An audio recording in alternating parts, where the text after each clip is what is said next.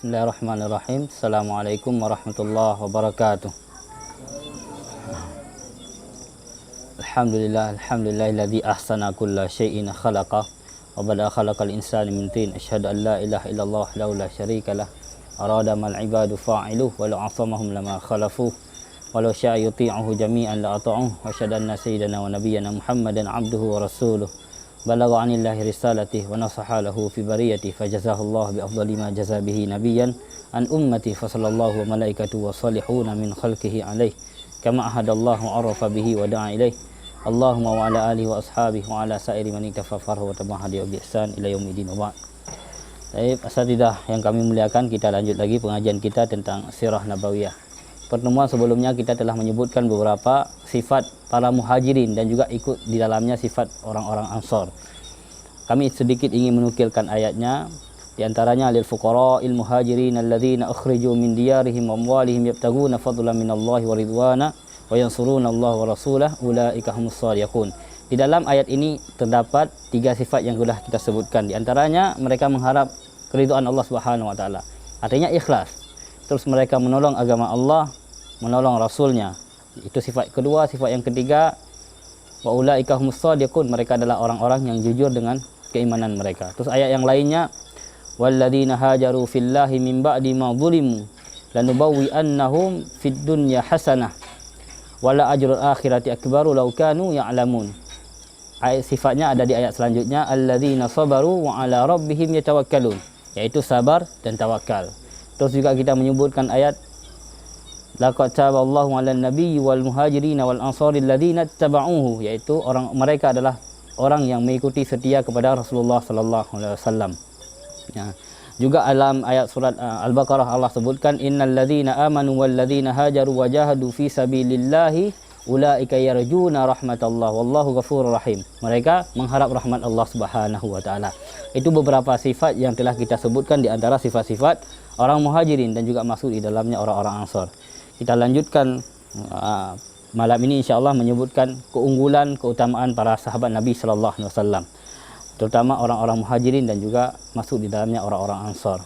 Allah Subhanahu wa taala berfirman dalam ayatnya, walladzina hajaru wajahadu fi sabilillahi walladzina hajaru walladzina amanu wa hajaru wajahadu fi sabilillahi walladzina awwaw wa nasaru ulaika humul mu'minuna haqqan lahum maghfiratu wa ajrun karim. Surat Al-Anfal. Begitu bunyinya insyaallah.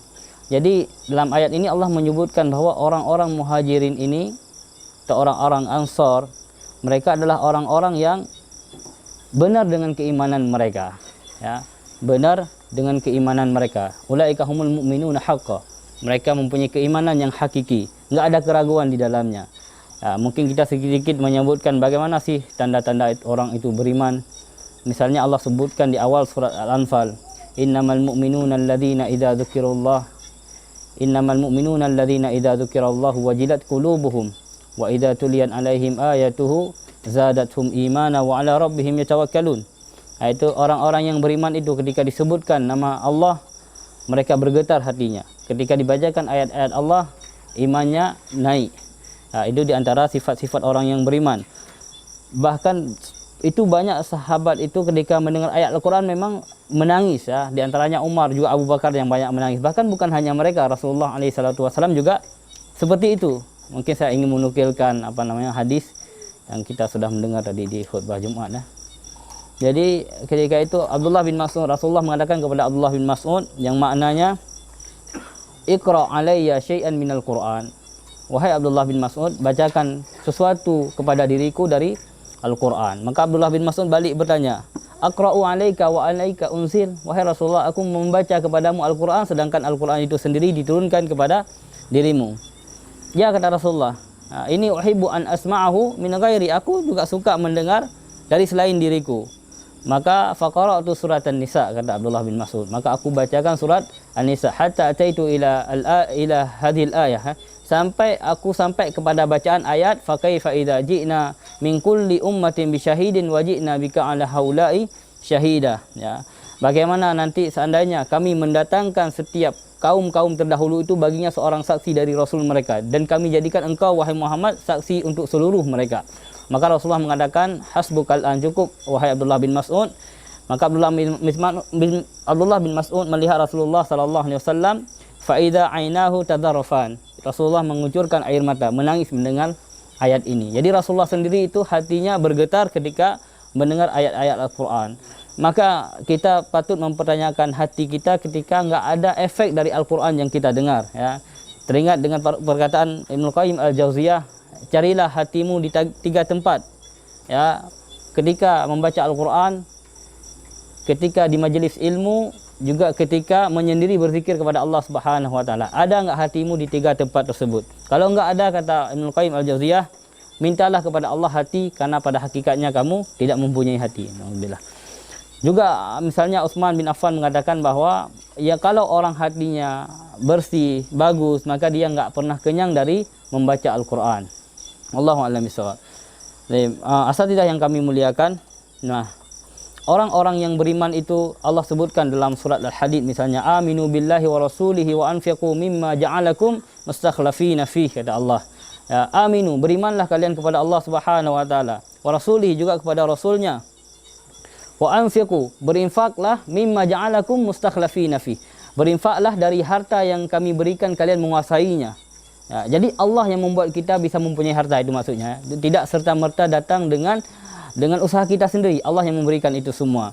Falladzina amanu minkum wa anfaqu lahum ajrun kabir, kata Allah. Barang siapa yang beriman di antara kalian dan mengeluarkan infak, maka baginya pahala yang besar. Dan sahabat melakukan infak luar biasa, ya. Juga ayat seterusnya di surat Al-Hadid itu ketika Allah mengatakan, wa man dalladzi yuqridullaha qaradan hasana fayudha'ifahu lahu wa lahu ajrun karim, kata Allah. Man dalladzi yuqridullaha qaradan hasanan. Siapakah yang meminjam kepada Allah Subhanahu wa taala dengan pinjaman yang baik, fayudha'ifahu lahu. Man dalladzi yuqridullaha qaradan hasanan fayudha'ifahu lahu. Allah akan melipat gandakan pinjaman tersebut kepada dia. Kemudian walahu ajrun karim, maka bagi dia pahala yang mulia, yang banyak. Nah, diriwayatkan bahwa ketika ayat ini, Abdullah bin Mas'ud meriwayatkan ketika Abu Dahdah mendengar ayat ini, dia bertanya kepada Rasulullah sallallahu alaihi wasallam, apakah Rasulullah meminta kepada diri kita pinjaman? Iya, kata Rasulullah sallallahu alaihi wasallam. Maka dia mengatakan, ya Rasulullah, ulurkan tanganmu. Maka Rasulullah mengulurkan tangannya. Maka Abu Dahdah mengatakan bahwa kebunnya yang berisi sekitar 600 pohon kurma. Ini pohon kurma terbaik, ya. Dan dia terkenal itu Abu Dahdah kebunnya di Madinah. Ya Rasulullah, aku pinjamkan kebun kurmaku kepada Allah Subhanahu wa taala. Maka dia segera pulang dan mengatakan kepada istrinya, wahai istriku, keluarlah. Sungguhnya kebun ini sudah kupinjamkan kepada Allah Subhanahu wa taala. Keluarkan anak-anak kita. Jadi Abu Dahdah memang bersama istrinya tinggal di kebun tersebut, ya. Kemudian istrinya mengatakan dalam riwayat yang lain, dia mengatakan, sungguh beruntung perniagaanmu wahai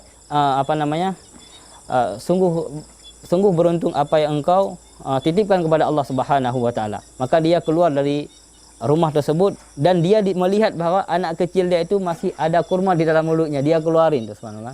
Dia katakan ini sudah menjadi milik Allah Subhanahu wa taala. Maka Rasulullah mengatakan, kam min adakin radahin fil jannati li Abi Dahdah, kata Rasulullah SAW. Betapa banyak pohon kurma yang rimbun untuk Abu Dahdah di surga. Ya, dalam riwayat yang lain Rasulullah mengatakan, rubba nakhlatin mudallatin uruquha ruddun wa yaqutun li Abi Dahdah fil jannah. Betapa banyak pohon kurma yang menjuntai buahnya berupa mutiara dan intan untuk Abu Dahdah di dalam surganya Allah Subhanahu wa taala. Jadi ini yang mereka harapkan ketika mereka berinfak kepada Allah Subhanahu wa taala. Bahkan Rasulullah mengatakan dalam hadisnya, alhaakumut takatsur. Ya, alhaakumut takatsur. Bermegah-megahan itu telah melalaikan kalian, telah melalaikan kamu. Yaqulu ibnu Adam. Anak keturunan Adam mengatakan, mali, hartaku, hartaku. Nah, wahal min malika, wahal laka min malik, apakah kamu sebenarnya punya harta? Illa ma'akalta fa'afnaita, kecuali apa yang kita makan itu sudah afnaita, sudah habis, selesai. Wa ma albasta illa abalaita, apa yang kamu pakai sudah usang, ya. Wa ma tasaddaqta fa'amdaita, tetapi apa yang kamu infakkan itu akan bersamamu, Rasulullah. Fama wa ma siwa dzalika fadahibun wa tarikuhu linnas. Apa-apa yang selain itu pergi dan ditinggalkan untuk manusia setelahnya. Jadi intinya kalau enggak digunakan fi sabilillah, itu akan sia-sia, ya, enggak akan berguna.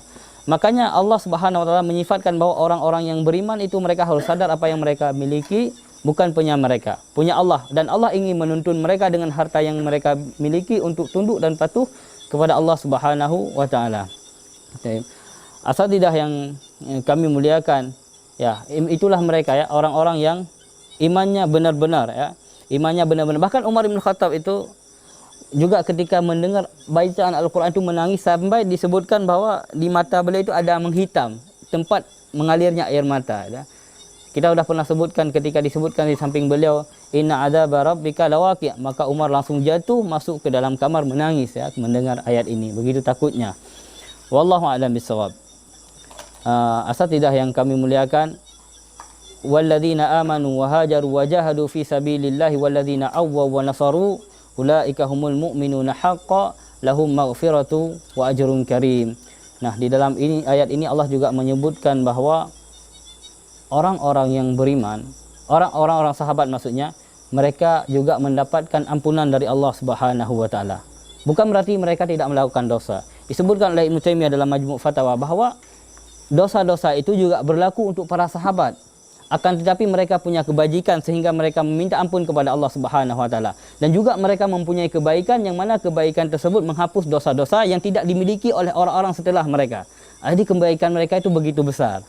Jadi misalnya dalam ayat Allah sebutkan laqad taballahu 'alan nabiyyi, surat yang sudah pernah kita sebutkan, ayat yang pernah kita sebutkan, laqad taballahu 'alan nabiyyi wal muhajirin wal ansar wal ladzina tabauhu. Laqad taba, sungguh Allah telah mengampuni para nabi, orang-orang muhajirin dan orang-orang ansar. Ibnu Abbas mengatakan, man taballahu alaihi la yu'adzibhu abadan. Barang siapa yang telah Allah terima taubatnya, maka Allah tidak akan pernah menyiksanya. Dan para sahabat mendapatkan ini keunggulan mereka. Bahkan di antara mereka, saya teringat dengan kisah Hatib bin Abi Balta'ah. Jadi Hatib bin Abi Balta'ah ini kisah ketika Fathul Makkah. Entah kami sudah pernah mengisahkan kisah dia, ini kami nukilkan kisah beliau. Jadi ketika Rasulullah sering ketika mau berjihad, mau menaklukkan daerah, beliau berdoa, Allahumma ammi alaihim khabarana. Ya Allah, sembunyikan berita tentang kami kepada musuh-musuh kami. Maksudnya jangan bocorkan apa yang kami inginkan, ya Allah. Ini Rasulullah juga membaca doa ini ketika Fathul Makkah. Jadi supaya orang-orang Makkah tidak tahu bahwa beliau ingin menaklukkan mereka. Nah, ada seorang sahabat namanya Hatib bin Abi Balta'ah. Dia bukan orang asli, bukan orang Quraisy dia, cuma dia sekutunya Utsman, ya. Dan dia punya anak dan kekayaan di Mekah. Maka dia ketika mendengar Rasulullah ingin menyerang Mekah, dia menulis surat untuk penduduk Mekah, ya, dititipkan pada seorang perempuan. Maka Allah Subhanahu wa taala melalui Jibril memberitahukan hal tersebut kepada Rasulullah sallallahu alaihi wasallam. Maka Rasulullah sallallahu alaihi wasallam mengutus 3 orang sahabat untuk mengejar perempuan yang membawa surat tersebut, ya. Mengutus Ali bin Abi Thalib, terus juga Zubair bin Awam dan Miqdad bin Al-Aswad. Mereka memakai kuda, terus pergi. Rasulullah mengatakan bahwa perempuan ini berada di kebun Khakh namanya, kayak gitu namanya. Maka mereka pasti yakin sekali kalau Rasulullah mengatakan seperti itu, pasti perempuan itu di situ dan dia membawa surat. Maka mereka segera mengejar perempuan tersebut dan mendapati perempuan tersebut sebagaimana yang disebutkan oleh Rasulullah SAW di sebuah kebun, ya. Maka mereka mengatakan, berikan kepada kami surat yang kamu bawa. Aku nggak bawa surat, kata perempuan ini. Kamu berikan surat atau kamu tanggalkan pakaianmu. Maka perempuan ini mengeluarkan surat dari sanggul rambutnya dan diberikan kepada mereka. Terus mereka membawakannya kepada Rasulullah SAW. Ketika sampai kepada Rasulullah membukanya dan melihat bahwa yang mengirimnya adalah Hatib bin Abi Balta'ah. Maka Rasulullah memanggil Hatib dan bertanya, wahai Hatib, apa maksudmu ini? Maknanya seperti itu. Jangan terburu-buru wahai Rasulullah, kata Hatib bin Abi Balta'ah. Dulu aku berkawan baik dengan orang-orang Quraisy, ya. Juga di sana ada keluargaku dan banyak dari orang-orang muhajirin itu bisa melindungi mereka, keluarga mereka di sana, wahai Rasulullah. Dan juga aku ingin melindungi mereka di sana dengan mengirim surat kepada mereka. Aku melakukan ini bukan karena aku ingin kembali kepada kekufuran. Aku tidak membenci agama ini. Begitu yang dikatakan oleh makna yang dikatakan oleh Hatib bin Abi Balta'ah. Maka Rasulullah membenarkan apa yang diucapkan oleh Hatib bin Abi Balta'ah. Terus Umar bin Khattab itu yang mendengar ucapan ini, dia mengatakan, ini Umar ya, salah satu ucapan yang beliau yang sangat terkenal itu, ya Rasulullah da'ani adribu unuqa hadzal munafiq ya. Wahai ya Rasulullah, biarkan aku penggal munafik ini. Langsung diminta penggal sama Umar. Maka ini ada ucapan Rasulullah yang luar biasa. Rasulullah mengatakan, jangan kata Rasulullah, jangan. Innahu qad syahida badran, kata Rasulullah. Sesungguhnya wahai Umar, dia orang yang berperang di perang Badar. Ini Hatib ini orang yang berperang di perang Badar. Wa ma yudrika la'allallah itala'a ila ahli Badr. Kamu Umar enggak tahu bahwa Allah telah mengetahui seluk-beluk orang-orang yang ikut di perang Badar. Faqala, Allah mengatakan kepada mereka, i'malu ma syi'tum. Lakukan kerjakan apa yang kalian mau. Faqad ghafartu lakum. Aku, kata Allah, telah mengampuni kalian. Ini subhanallah ya. Ini untuk orang-orang Badar. Allah mengatakan seperti itu. Artinya apa? Allah telah mengetahui hati mereka. Mereka enggak mungkin berpaling kayak gitu. Makanya Allah mengatakan seperti ini. Ya, i'malu ma syi'tum faqad ghafartu lakum. Maka Rasulullah mengatakan, Umar menangis ketika mendengar ini, dan Rasulullah mengatakan, sadaqa Hatibun. Hatib telah berkata benar. Fala taqulu li Hatibin illa khairan. Jangan kalian katakan apapun tentang Hatib kecuali yang baik-baik saja. Juga Rasulullah bersabda dalam hadisnya, la yadkhulannal jannata man baya'a tahta syajarah. Pasti akan masuk surga orang-orang yang berbaiat di bawah pohon, maksudnya bai'atul ridwan ya. Illa, kecuali kata Rasulullah, sahibal jamalil ahmar, kecuali yang punya onta merah. Disebutkan yang punya onta merah ketika itu namanya Al-Jad bin Qais. Dia seorang munafik. Nauzubillah ya. Jadi semua sahabat Rasulullah SAW dijamin masuk surga ya. Ini sahabat-sahabat yang ikut perang Badar, juga yang membaiat Rasulullah SAW. Bahkan Rasulullah melarang orang-orang untuk mencela sahabat beliau. Dalam hadisnya memang derajatnya dhaif ketika Rasulullah mengatakan, Allah fi ashabi, Allah fi ashabi. Bertakwalah kalian kepada Allah tentang sahabatku. La tattakhiduhum gharadan. Jangan jadikan mereka tujuan fitnah kalian ya. Faman ahabbahum fabihubbi ahabbahum. Barang siapa yang mencintai mereka, itu karena kecintaan dia kepadaku, maka dia mencintai mereka. Ya. Maka Rasulullah juga mengatakan, waman abghadahum fabibughdi abghadahum. Barang siapa yang membenci mereka karena kebencian dia kepadaku, maka dia membenci mereka. Jadi Rasulullah itu menyamakan orang yang membenci sahabatnya dengan kebencian kepada beliau. Nauzubillah. Jadi kita kalau membenci sahabat seakan-akan juga membenci Rasulullah sallallahu alaihi wasallam.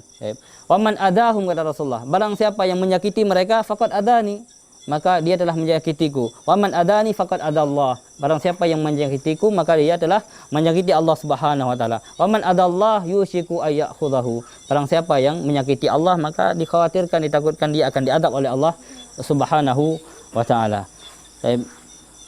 Asatidah yang kami muliakan, dan para sahabat ini adalah orang yang merasakan kenikmatan dalam beriman kepada Allah Subhanahu wa taala.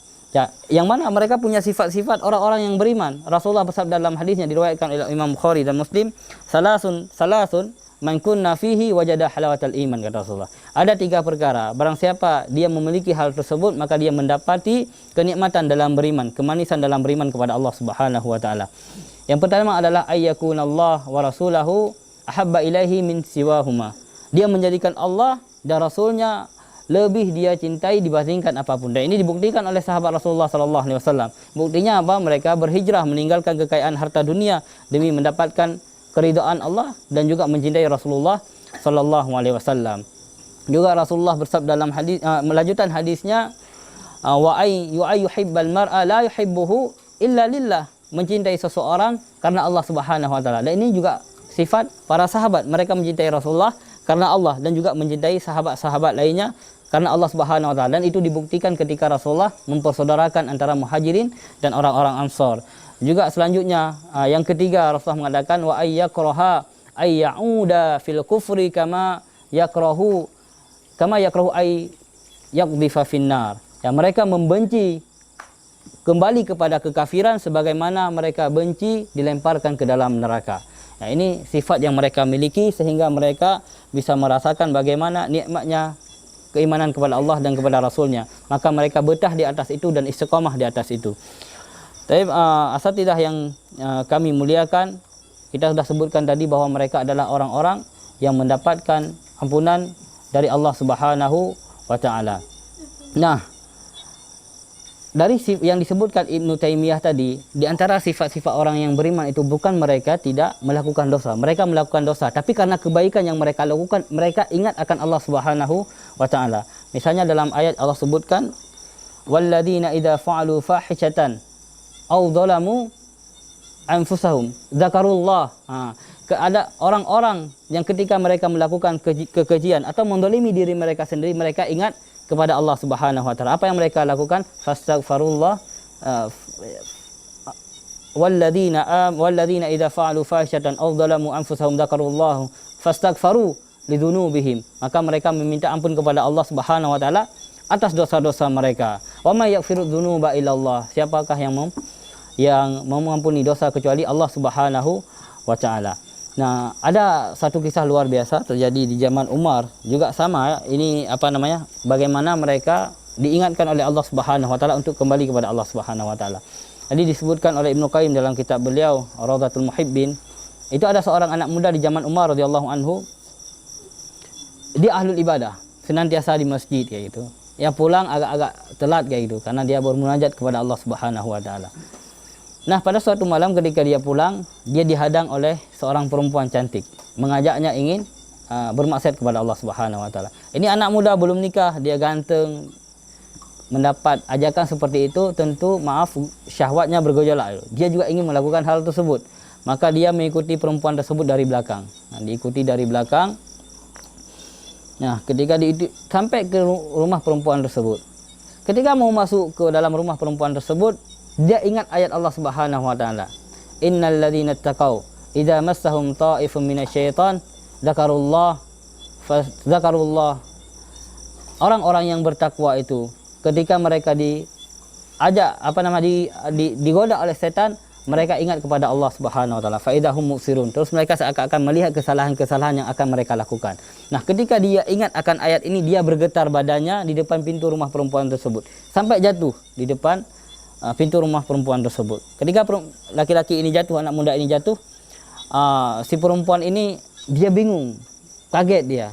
Maka dia mengajak pembantunya untuk mengangkat laki-laki ini, anak muda ini, ke depan rumah ayahnya ya. Ini ada dua versi kisah ini, kita ambil satu versi saja. Ketika sampai di depan rumah ayahnya, dia letakkan di situ. Keluar ayahnya, dan ketika mendapati anaknya seperti itu, dia angkat, dia masuk, bawa ke dalam, ditidurkan. Lama ayahnya nunggu, ketika dia siuman, sadar, ditanya, apa yang terjadi pada dirimu? Anaknya ini, dia mau jawab dia. Akhirnya dia, karena ayahnya terus mendesak, dia menceritakan apa yang terjadi. Ketika dia menceritakan apa yang terjadi pada diri dia, dia ingat lagi ayat yang tadi ya, innal ladzina taqau idza massahum ta'ifun minasyaiton dzakaru. Maka ketika dia ingat ayat ini, dia menarik nafas yang panjang dan meninggal di saat itu juga, meninggal. Nah, kisah ini sampai kepada Umar bin Khattab radhiyallahu anhu ardhahu. Ketika itu beliau khalifah. Nah, Umar mengatakan, kenapa enggak ada yang cerita kepadaku tentang anak muda ini? Ya, aku ingin ya menyolatkan dia itu. Tapi anak muda ini sudah dikuburkan. Maka Umar menuju ke kuburan anak muda ini dengan mengatakan, waliman khafa maqama rabbih jannatan. Ya, barang siapa yang takut kepada Allah Subhanahu wa taala, baginya dua surga. Maka Umar dalam riwayat ini dikatakan mendengar suara dari dalam kubur, aku telah mendapatkan itu wahai Umar. Wallahu a'lam bishawab ya. Jadi di antara tanda-tanda kebaikan Allah mengasihi seorang hamba, Allah mengingatkan dia ketika dia ingin melakukan kemaksiatan. Allah ingatkan dia kepada Allah Subhanahu wa taala. Allah tidak memberikan dia kenikmatan untuk melanjutkan dalam kemaksiatan. Nauzubillah. Nah, ma'asyiral muslimin asyhadani wa asyhadakumullah. Itu di antara sifat-sifat para sahabat ridwanullah alaihim. Mereka mendapat ampunan dari Allah Subhanahu wa taala. Juga Allah menyebutkan bahwa mereka juga mendapatkan kemenangan ya. Dalam ayat yang lain Allah menyebutkan alladzina amanu wa hajaru wa jahadu fi sabilillah bi amwalihim anfusihim a'zamu darajatan indallahi wa ulaika humul faizun. Mereka mendapatkan kemenangan. Nah, kemenangan di sini adalah kemenangan di dunia dan di akhirat. Kemenangan di akhirat sudah pasti ketika Allah dalam ayatnya Allah menyebutkan kullu nafsin dha'iqatul maut wa innama tuwaffawna ujurakum yaumal qiyamah faman zuhziha 'anil nari wa udkhilal jannata faqad faz. Wa mal hayatud dunya illa mata'ul ghurur. Nah, dalam ayat ini Allah menyebutkan bahwa kemenangan yang besar itu, kemenangan yang sebenarnya ketika nanti Allah pada hari kiamat di akhirat nanti akan menyempurnakan balasan terhadap amalan yang dilakukan di dunia ini. Dan faman zuhziha 'anil nar wa udkhilal jannah, barang siapa yang diselamatkan dari neraka dan dimasukkan ke dalam surganya Allah Subhanahu wa taala, faqad faz, dia sudah mendapatkan kemenangan ya. Wa mal hayatud dunya illa mata'ul ghurur, tidaklah kehidupan dunia ini kecuali ya menipu seperti itu. Jadi kemenangannya sebenarnya di akhirat. Tapi dalam surat As-Saff misalnya Allah juga memberikan kemenangan kepada kaum muslimin di dunia ini. Wa ukhra tuhibbunaha nasrun minallahi wa fathun qarib. Itu ditafsirkan bahwa itu adalah tambahan dari Allah Subhanahu wa taala berupa kemenangan di dunia ini. Misalnya setelah perang Tabuk, Rasulullah bersabda bahwa nanti kalian ketika jihadnya benar, kalian akan selalu mendapatkan kemenangan. Itu janji Rasulullah sallallahu alaihi wasallam. Nah, jadi ini ada kisah unik ya, ketika saya ingin mengisahkan ini, ada kisah unik seorang sahabat. Mungkin saya pernah mengisahkan kisah dia. Kisah ini juga dikisahkan oleh Ustaz Khalid Basalamah. Jadi ketika Rasulullah mengatakan seperti itu, ada seorang sahabat, huwallazi ba'atsa fil ummiyina rasulan, itu ditafsirkan memang kebanyakan orang Arab itu ketika Rasulullah diutus itu nggak bisa baca nulis ya. Mungkin ini salah satu sahabat ini juga sama, dia nggak bisa baca nulis ya. Nah, sahabat ini namanya Zakaria bin Yahya ya, Zakaria bin Yahya. Setelah Rasulullah mengurusi kan ketika selesai perang Tabuk itu ada sahabat-sahabat termasuk orang munafik ya, mereka mengungkapkan beberapa alasan yang menipu Rasulullah SAW. Rasulullah menerima alasan mereka sehingga mereka tidak jadi dihukum. Tapi berbeda dengan 3 sahabat yang dihukum, diantaranya Ka'ab bin Malik. Setelah Rasulullah mengurus mereka semua, Rasulullah mengatakan bahwa nanti kalau kalian berjihad, jihadnya benar, pasti kalian akan mendapatkan kemenangan gitu. Dan nanti kalian, kata Rasulullah, akan menaklukkan wilayah Hira, kata Rasulullah. Nah, wilayah Hira, dan aku melihat pintu gerbangnya, istana-istananya sekarang. Maknanya seperti itu. Dan perempuan nanti yang pertama kali menyerahkan diri dari mereka adalah seorang perempuan naik onta merah, dia pakai hijab warna hitam, kata Rasulullah. Ya. Maka ada seorang sahabat tadi yang kita sebutkan namanya Zakaria bin Yahya. Ini kebalik ya, kalau Nabi Allah kan Yahya bin Zakaria, benar ya? Ini Zakaria bin Yahya. Dia mengatakan, ya Rasulullah, jadikan perempuan itu yang keluar tadi itu menyerahkan diri bagianku, dia tawananku. Ini belum terjadi ini, dia udah yakin kali ini pasti terjadi gitu. Karena sahabat itu ya keimanan mereka hakiki ya, mereka yakin akan kebenaran apa yang diucapkan oleh Rasulullah sallallahu alaihi wasallam. Wa ma yantiqu 'anil hawa in huwa illa wahyu yuha. Ya Rasulullah, jadikan dia bagianku. Maka perang ini belum terjadi ini. Perang ini lama terjadi ya. Kapan terjadi? Ketika Umar jadi khalifah, jadi lama. Nah, maka dia menunggu ini kapan perang ini terjadi ya. Dia ingat terus permintaan dia. Nah, ketika sampai pada khilafah Umar bin Khattab, itu terjadi penaklukan Hira. Ya, panglimanya ketika itu belum digantikan oleh Abu Ubaidah, Khalid bin Walid. Nah, ketika zamannya Umar, itu kan sahabat-sahabat senior banyak yang meninggal dunia, termasuk sahabat-sahabat yang mendengar Rasulullah bersabda seperti itu ya. Tapi sahabat ini masih hidup dia. Nah, Khalid bin Walid termasuk orang yang nggak mendengar hadis ini, dia nggak mendengar hadis tentang penaklukan Hira ini. Nah, benar ketika dikepung wilayah Hira, maka mereka mengajak berdamai. Dan yang pertama kali menyerahkan diri itu perempuan yang sebagaimana dikatakan oleh Rasulullah. Namanya Syaimah binti Nufailah al-Usdi. Usdi nama marga dia. Dia keluar pakai onta merah persis sebagaimana yang disabdakan oleh Rasulullah sallallahu alaihi wasallam. Maka Zakaria bin Yahya ketika melihat itu, dia langsung pergi dan memegang tali onta perempuan tersebut. Ini milikku, kata dia. Nah, ini punya aku. Ini Rasulullah yang berikannya kepada aku, dia bilang. Nah, Khalid bin Walid kan nggak hadir ketika hadis ini. Maka ini siapa yang kasih untuk kamu? Rasulullah, dia bilang. Mana buktinya? Maka ketika dicari-cari mana bukti bahwa Rasulullah telah memberikan tawanan ini buat dia, nggak ada. Karena yang kebanyakan yang ikut di perang itu adalah para tabi'in. Maka dicari-cari, akhirnya terdapat 2 orang sahabat yang mendengar langsung hadis ini. Maka namanya Muhammad bin Bishr dan Muhammad bin Maslamah. Namanya sama-sama Muhammad. Mereka berdua mengatakan, ya kami mendengar Rasulullah mengatakan seperti ini dan dia meminta untuk dia. Rasulullah mengiyakan itu. Akhirnya jadilah Syaimah binti Nufailah ini sebagai tawanannya Zakaria bin Yahya. Senang sekali dia kan. Rupanya Syaimah ini dia adik dari kepala suku. Abangnya namanya Abdul Masih bin Nufailah al-Usdi. Ini kepala suku abangnya.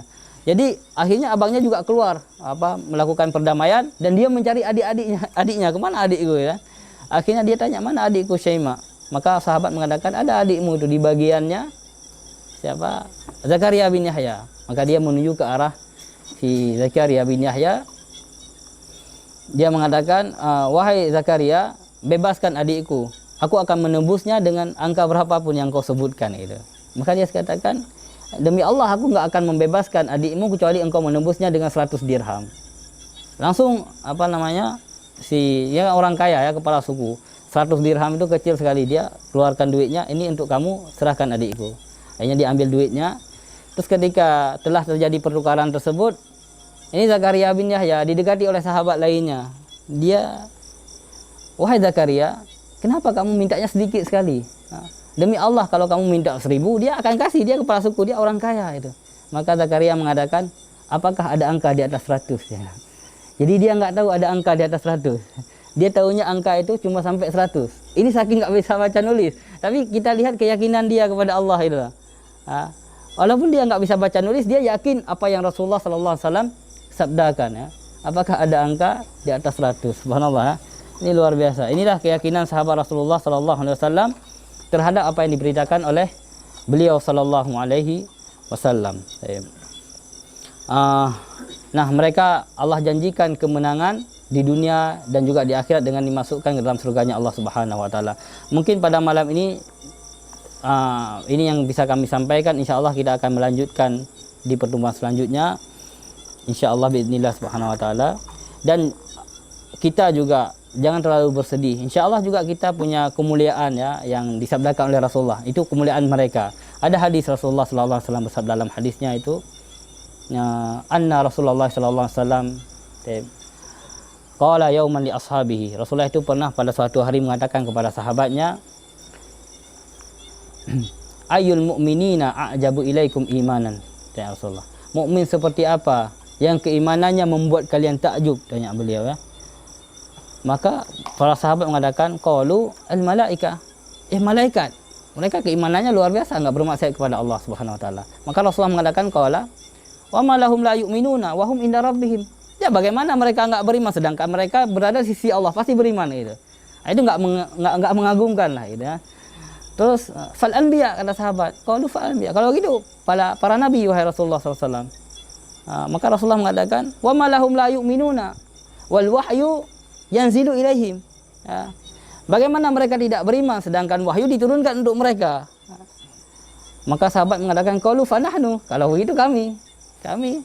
Maka Rasulullah mengatakan, wa ma lakum la tu'minuna wa ana baina adhurikum. Bagaimana kalian tidak beriman sedangkan aku berada di tengah-tengah kalian? Ya, kalian pasti melihatku dan beriman kepada aku. Walakinnal mu'minin, kata Rasulullah, walakinnal mu'minin a'jaba iman, walakinna a'jabal mu'minina imanan. Akan tetapi orang mukmin yang imannya luar biasa, qaumun yaji'una ba'dakum, kaum yang datang setelah kalian, yajiduna suhufan, mereka mendapatkan kitab-kitab suci, aminu bima fiha, mereka beriman kepadanya. Mudah-mudahan kita masuk dalamnya, Allahumma amin. Jadi untuk mengejar kemuliaan para sahabat mungkin terlalu jauh, tapi ada berita gembira yang Rasulullah SAW sabdakan untuk orang-orang yang beriman setelah mereka. Wallahu a'lam bishawab. Subhanakallahumma bihamdika asyhadu an la ilaha illa anta astaghfiruka wa atubu ilaik. Assalamualaikum warahmatullahi wabarakatuh.